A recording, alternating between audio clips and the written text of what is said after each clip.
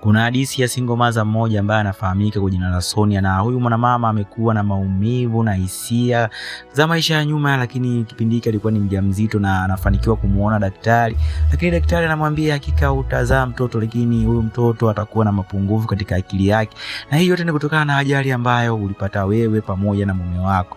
Mwanamama akawa amehuzunika kimtindo, lakini kipindi ambacho mtoto alipokuja kuzaliwa akawa amejitahidi kumpenda na kumthamini sana, kwa sababu hii ndo zawadi pekee ambayo alikuwa ameachiwa na marehemu mume wake. Lakini mtoto alikuwa ni kivuruge kulikweli, na akawa anasababisha yeye kugombana na majirani kila kunakoitwa leo, na huyo mshikaji mpaka anakuja kuwa mtu mzima, lakini akili yake ilikuwa kama mtoto mdogo, na alikuwa washikaji zake ama watu ambao wanacheza nao walikuwa ni watoto pekee. Awe ni hatari kulikweli, na huyo mshikaji kiukweli akili yake haikuwa sawa. Na siku moja kipindi ambacho alikuwa anaenda katika jumba la sinema, wakawa wamechelewa gari, lakini kipindi ambacho alikuwepo hapa kuna mdada mmoja ambaye anafahamika kwa jina la Nisha, na ambaye alikuwa katika mizunguko, alikuwa amepotea njia hapo mjini, na akawa amemuuliza mshikaji wetu Rohit, lakini Rohit akawa amemwambia twende nikupeleke sehemu ambayo unaelekea. Lakini hiyo yote haikuwa ni kweli, kwa sababu watu walikuwa wamezamilia kwenda katika jumba la sinema, na wakawa wamempigisha story nyingi sana na kumuelekeza sehemu ambayo ilikuwa ni tofauti. Na walipofika katika jumba la sinema, mwanadada wakawa wamembwaga na kumwambia sisi tulikuwa tunaelekea katika jumba la sinema, na wakawa wamemcheka ile mbaya. Lakini mwanamama alijitahidi kumpenda na kumthamini mtoto wake, na akiamini pengine ni zawadi pekee ambayo Mwenyezi Mungu amemjalia, na alijitahidi kumpenda katika kila hali. Lakini siku ya leo binti Nisha alikuwa na shughuli katika nyumba yao, na walikuwa wana sherehe, na walikuwa wamealika watu wengi kulikweli. Na siku ya leo kama unavyojua tena, wazee wa kuzamia na wazee wa kuvamia kwenye shughuli wakawa wamefika kwa ajili ya kujipatia pilau na madikodiko ya kutosha. Lakini kipindi ambacho alikuwepo hapa, mwanadada anaguswa mguu, na alipokuja kushtuka kama kuna mtu amejificha, mshikaji ananyenyuka na kujikuta na mmwagia michuzi ya mboga kulikweli. Awe ni hatari. Na siku inayofuata mshikaji, kipindi ambacho alikuwa anaenda shuleni, anamuona mwanadada akiwa saruni, anaamua kuandika karatasi na kumuomba samahani kwa kile ambacho kilitokea siku ya jana. Lakini kipindi ambacho anahangaika kuweka ule ujumbe katika gari yake, anajikuta anatumia Big G. Lakini boyfriend wa binti Nisha anakuja na kuanza kumzingua kulikweli huyu kijana, na kumtembezea kichapo cha kutosha na kumzingua kinoma noma. Na kipindi mama alipokuwa anakuja na kukuta kijana wake ameshafanyiwa vurugu na amepigwa vya kutosha, mama anaamua kuwafuata na kueleza kwa hisia kali na kuambia yeye kama mama ameumizwa na hili jambo, na wao hawakupaswa kumfanyia hivyo kwa sababu yeye kijana wake hakupenda kuzaliwa akiwa na mapungufu kama yale.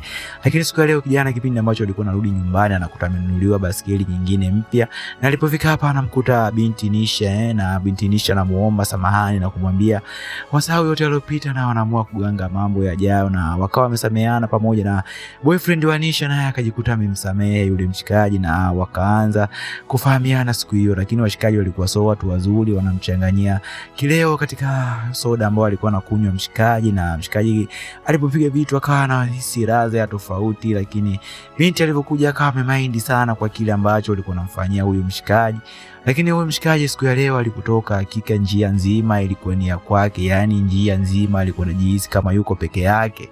Na huyu mshikaji siku ya leo alionyesha vituko vya kutosha kulikweli. Lakini siku inayofuata jirani yao nao naye aliamua kuanza kulipiza, naye siku hiyo alianza kuvunja madirisha na kusema kama anapofanya mtoto wa huyu mama, na yeye ameamua kulipiza vile vile. Lakini huyu mshikaji pamoja na mapungufu aliyokuwa nayo hayakumzuia yeye kuonyesha upendo wake kwa binti, na siku ya leo anamletea zawadi ya maua. Na siku ya leo binti anaamua kumchukua na kwenda kumtambulisha kwa wazazi wake, na wakawa wameenjoy kumfahamu. Lakini wazazi wake wakawa na mashaka na huyu kijana. Lakini siku ya leo binti akawa anatumia kompyuta, lakini mshikaji Rohit akamwambia hata nyumbani kuna kompyuta ambayo ni nzuri sana, na wanaenda nyumbani kwa kina Rohit na wanaenda kuiwasha ile kompyuta. Lakini hebu tupate story kidogo kuhusiana na hii kompyuta.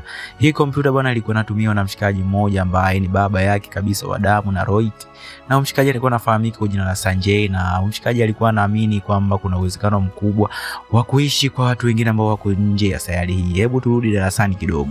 Sisi tupo Tupo katika mfumo wa jua ambayo ni nyota, na hii nyota ambayo ni jua imezungukwa na sayari kama 8 hivi, na katika nyota zingine pia kuna sayari nyingine kibao ambazo zina uwezekano wa kuwepo na uhai ama kuishi kwa watu wengine ama binadamu kama sisi ama viumbe wengine. Lakini kwa mzee Sanjay, yeye aliamini kabisa kwamba kuna uwezekano mkubwa wa kuwepo kwa uhai katika sayari nyingine. Na huyo mzee siku ya leo kiukweli hakuamini macho yake kwa kile ambacho alichokuwa anakiona siku ya leo.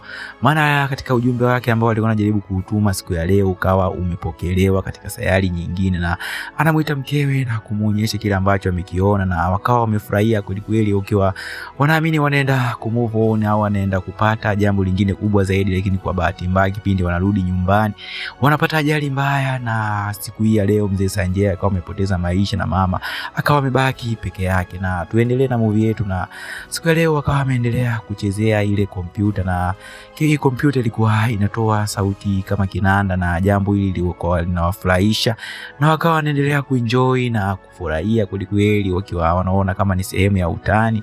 Na kwa mshikaji wetu Rohit, yeye akaendelea kufanya huu kawa ndo mchezo wake wa kila siku, asijue ya kwamba huu ujumbe anaojaribu kubonya unaenda katika nje kabisa ya sayari. Na mama yake anaugundua huu mchezo, na siku ya leo akawa amempokea kweli. Lakini siku ya leo kinatokea kitu cha ajabu, umeme unakatika mji mzima. Lakini so umeme ukatika tu siku ya leo, hata tochi zilikuwa zinagoma kuwaka, jambo ambalo lilikuwa ni jambo la ajabu kweli. Lakini maajabu yakaendelea, kikashuka chombo ambacho hakikuweza kutafsirika kwa akili ya kawaida ya kibinadamu, na watu wakawa wanashangaa ile mbaya na kujiuliza ni kitu gani ambacho kimeshuka katika dunia hii. Na vyombo vya habari vikawa vinatangaza kwamba ni kitu cha ajabu kimetoka katika anga za mbali, na polisi pamoja na vyombo vya dola wakawa wanajitahidi kufanya uchunguzi na kupeleleza kwamba ni kitu gani hiki ambacho kimeshuka ulimwenguni. Lakini siku inayofuata mshikaji wetu Rohit pamoja na Nisha, kipindi ambacho walikuwa wanazunguka katika mji wao, wanakuwa wanashangaa, wanaona kiumbe cha ajabu ambacho walikipa kwa jina la Jadu. Na toka siku hii ambacho mshikaji alikutana na kiumbe hiki, kiukweli alibadilika tokea siku hiyo, na huyo mshikaji akaanza kuelewa na kuwa na akili moja ya ajabu, akawa anaweza kujibu maswali ambayo yalikuwa ni magumu, na wengine alikuwa hata daraja la juu kuliko yeye. Lakini siku ya leo walimu wanamweka mtu kati na kuanza kumuuliza maswali, na kila maswali ambayo walikuwa wanamuuliza mshikaji alikuwa anatiririka tu kama anakunywa maji. Na siku ya leo anapigiwa makofi na wanafunzi wenzake, na mshikaji huyo akawa amefurahia na akaenda kumpongeza Jadu na kufurahia Jadu ambaye alikuwa tayari kwa sasa wanaishi naye katika nyumba moja. Lakini mama siku ya leo anashtuka na kupata mshangao kwa kuona kiumbe cha ajabu katika nyumba yake, na akamwambia hakika naomba umtoe huyu kiumbe. Na mama anaenda kwa ajili ya kupiga simu polisi, lakini alipofika hapo kuna simu ilikuwa inaita. Kipindi ambacho alikuwa amepokea, anapokea simu ya mwalimu, na mwalimu hakika anampongeza, anamwambia hakika hongera, mtoto wako sasa hivi amebadilika. Na mama anajikuta anamkumbatia kiumbe huyu wa ajabu kwa upendo na kwa kile ambacho amemfanyia mwanae. Lakini kwa polisi ama serikali waliendelea kufanya uchunguzi wa kutosha, na wanagundua ya kwamba chombo kiliporudi angani kuna kiumbe kimoja ambacho kilikuwa kimebaki katika ardhi hii. Na siku ya leo polisi mmoja alifanikiwa kukiona kile kiumbe cha ajabu, na akawa amewapigia polisi na serikali nzima pamoja na wanajeshi wakawa wamekuja kwa ajili ya kukikamata kile kiumbe. Lakini walipofika hapa, mshikaji Rohit akaenda kuchukua kile kiumbe na kuanza kufanya mpango wa kukilinda. Lakini polisi wakamwambia hakika usifanye jambo lolote la kuweza kukilinda wala kuzuia serikali isichukue hicho kiumbe, na serikali kajikuta inatumia nguvu na kumwadhibu vibaya mshikaji, na kwa wanajitahidi kwa ajili ya kumnyang'anya kile kiumbe ili serikali waondoke nacho. Mama akawa anahuzunika, anahisi furaha ya mwanae inaenda kupotea. Lakini mshikaji akawa amepambana ile mbaya na akaweza kumsaidia yule kiumbe, ama sisi tumuite Jadu. Na mshikaji siku ya leo akawa anamkimbiza yule kiumbe kwa ajili ya kwenda kumtorosha, lakini yule kiumbe saa yake inapiga alarm na kumaanisha kwamba wenzake sasa wapo njiani wanakuja. Na walipofika katika ulimwengu huu wakawa wametua na mshikaji siku ya leo akawa ameagana na kiumbe huyu Jadu na kumshukuru kwa mambo mengi ambayo alimfanyia na kwa heshima alompa ambayo alikuwa ameikosa kutoka kwa binadamu wa kawaida. Na siku inayofuata mshikaji akawa ameibuka shujaa katika taifa la India na kila mtu akawa anamtambua kama shujaa wa taifa zima. Nasi tunajifunza kitu ya kwamba binadamu hapimwi kwa madhaifu ambayo alikuwa nayo, bali anapimwa kwa moyo wake ule ambao alikuwa nao. Na pia tunajifunza hakika watu kama hawa sio kwamba tuwatenge ama tukae nao mbali. Watu kama hawa inabidi tu yakubali mapungufu yao kama na sisi tulipokuwa na mapungufu mengine. Na huo ndo unakuwa mwisho wa movie yetu, na ukaribisha karibu like, comment na subscribe kwa ajili ya kujipatia kazi nyingine za moto moto kama hii.